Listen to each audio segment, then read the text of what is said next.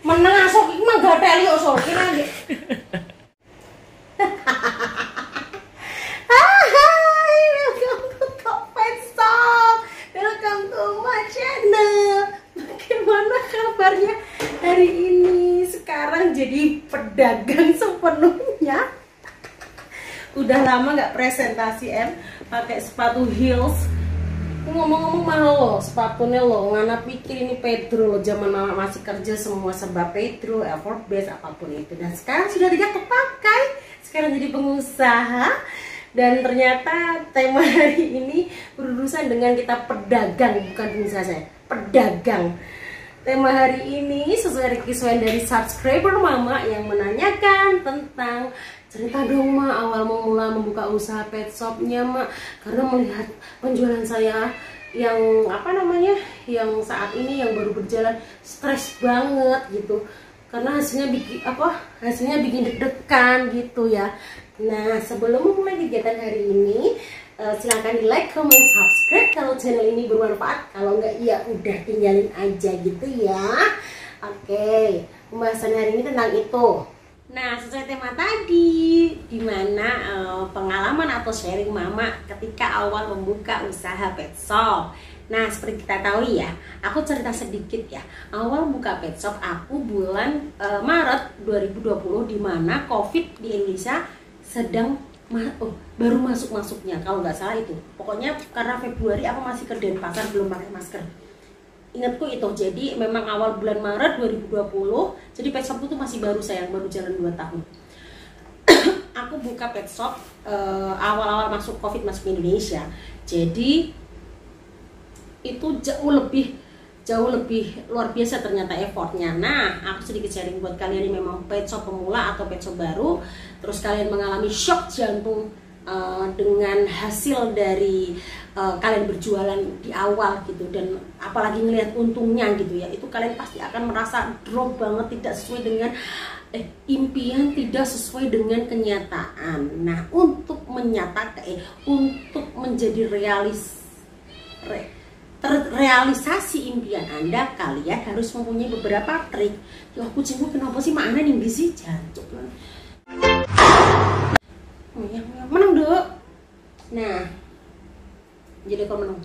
Nah itu sayang. Jadi memang ketika kita menjadi pedagang, ketika kita baru memulai usaha itu memang sangat menggebu-gebu, dan kita mempunyai angan-angan bukaan awal kita nanti toko kita rame berjubel sampai kita nggak bisa duduk gitu. Tapi ketika kita melihat realitanya, mak ini pedih banget. Mak, ini kok hasilnya bikin shock jantung. Itu yang saya rasakan. Tapi kalian sebagai pet shop pemula, satu hari itu bukan sebuah penilaian. Yang penilaiannya adalah yang jangka panjang gitu intinya. Dan aku mau sedikit sharing, sedikit cerita pengalaman saya membuka pet shop. Awal mula betul-betul saya membuka pet shop, mental saya adalah bukan awalnya itu mental dari karyawan. Walaupun sebelumnya saya mempunyai usaha, cuma memang bangkrut, jatuh lagi, bikin usaha lagi. Jadi agak sedikit bukan kaget sih ya, cuma sedikit terbiasa aja gitu intinya. Ketika kita memulai usaha, memang yang kita persiapkan hal terburuk adalah bangkrut dan usaha itu tidak laku. Itu yang harus kalian tanamkan ketika menjadi seorang pedagang. Kalau pengusaha aku rasa kabotan ya, uang kita cuma pedagang kecil loh. Nah, intinya itu mental nomor satu sih sayang, modal mental dan nekat, ininya gitu, dan tekun. MMNK modal apa mau sih asulali aku, modal nekat mantep ambo, pokoknya terserah. Alah silet, terserah kalian, pokoknya intinya adalah modal nekat, jangan takut bangkrut, jangan takut jatuh, dan jangan pernah berdoa bangkrut. Terbesit apapun, cuma kalian harus punya mental bangkrut. Intinya gitu sih. Jangan berdoa bangkrut, tapi kalian punya mental bangkrut. Intinya seperti itu. Aku awal cerita tadi ya, awal mula ceritanya aku buka pecot kan bulan Maret nih 2020, awal masuk COVID masuk Indonesia. Jadi semua orang diisolasi, semua orang nggak mau keluar rumah, dan saya nggak tahu saya harus jualan kayak mana. Dan awal mula saya jualan itu adalah, penjualan pertama saya adalah 325.000 sayang.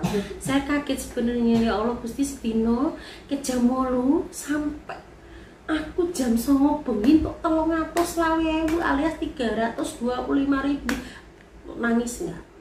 Yang saya jual waktu itu kalau nggak salah 11 pitch, hanya 11 pitch, tapi dapat harga 320. Hari pertama, hari kedua jauh lebih buruk, 175.000. Nangis lagi kan.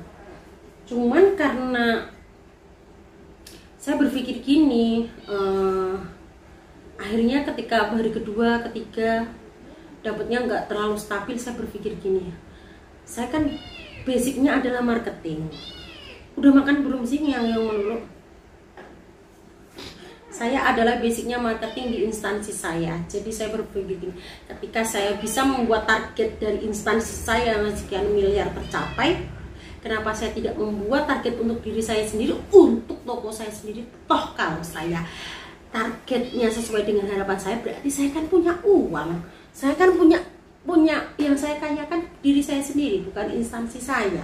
Itu awal mula saya nekatnya. Terus kemudian saya tercetus sebuah pemikiran bahwa saya harus membuat brosur, dan yang saya ingat itu adalah ketika saya menjadi marketing di salah satu bank BUMN, saya sebutkan BRI. Itu saya benar-benar door to door, keliling untuk menjual menjual produk tabungan ke orang-orang, dan saya jalan ada sampai 7 kilo. Kalau subscribe, ada temanku namanya Ratri Dewastu, itu orang yang dulu menemani saya 7 kilo saya jalan, dan 7 kilo saya hanya membuka rekening 2 orang saja. Terus dari situ saya berpengalaman, oh saya harus nyebar brosur nih. Saya pakai mana sini? Sok ngiang-ngiang terus, bagaimana foto ragilem. Nah, saya berpikiran gitu. Akhirnya saya membuat selebaran. Nanti kalau ada contohnya aku contohin kalian di sini ya. Nah, asal kalian tahu, daerah Jatingalai itu adalah sebuah daerah di kota Semarang yang ada di dataran tinggi. Jadi ketika saya nyebar brosur, itu betul-betul saya jalannya gini nih, naik gini loh. Naik, bener-bener naik. Dan itu saya sebar brosur dari jam 10 malam, karena saya pulang kerja jam 10. Intinya gitu.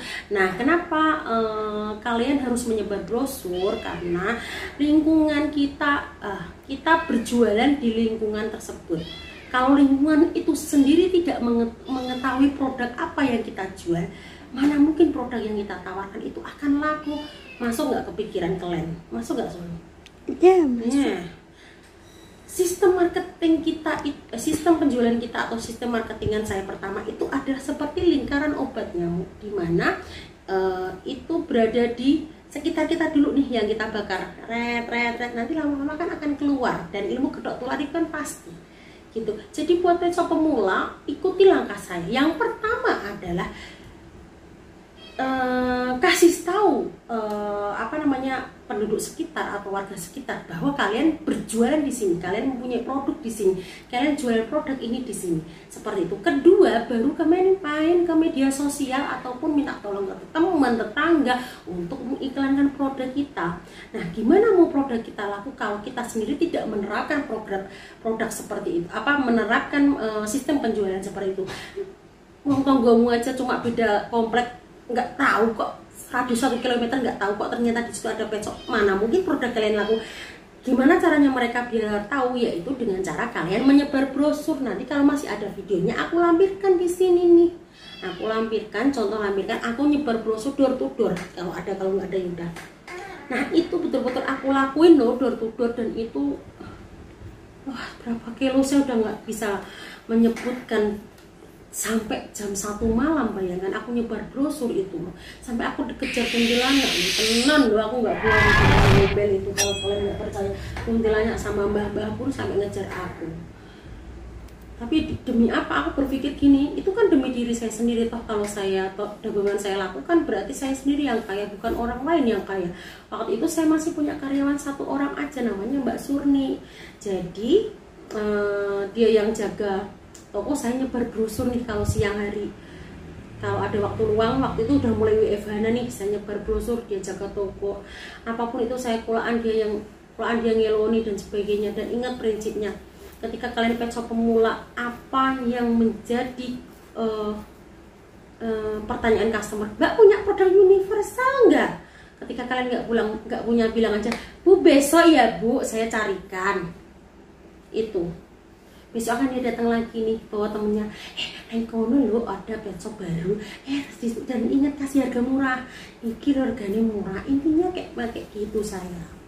Itu sih mungkin untuk pet shop pemula. Ingat ada 2 cara. Yang pertama harus kalian tahu, yaitu bakarlah,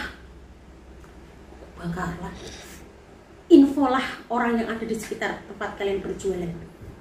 Kalau kalian nggak nginfo, mana mungkin mereka tahu, mana mungkin mereka main ke toko Anda, mana mungkin mereka tahu kalau di situ ada pet shop, ada produk ini dan sebagainya. Nggak akan tahu kalau kalian sendiri yang tidak memberitahu.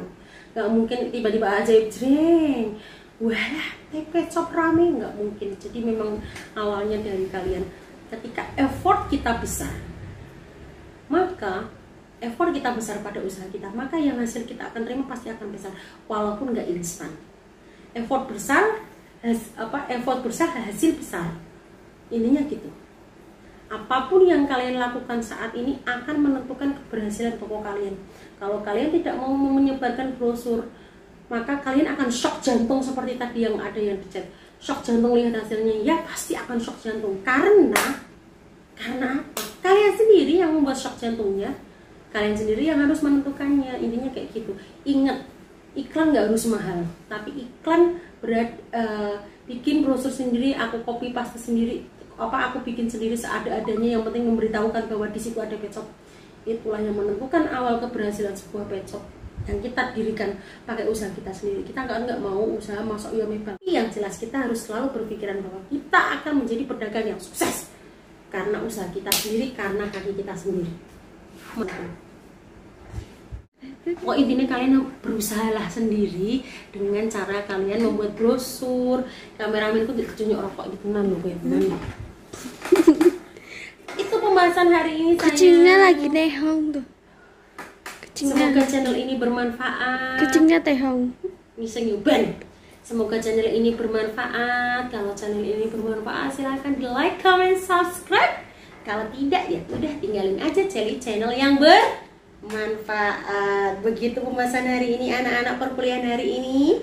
Semoga bermanfaat untuk semua kalian semua. Jangan lupa istirahat, makan yang enak, teratur, hindari kerumunan, jaga kesehatan, selalu pakai masker. I love you all. Assalamualaikum.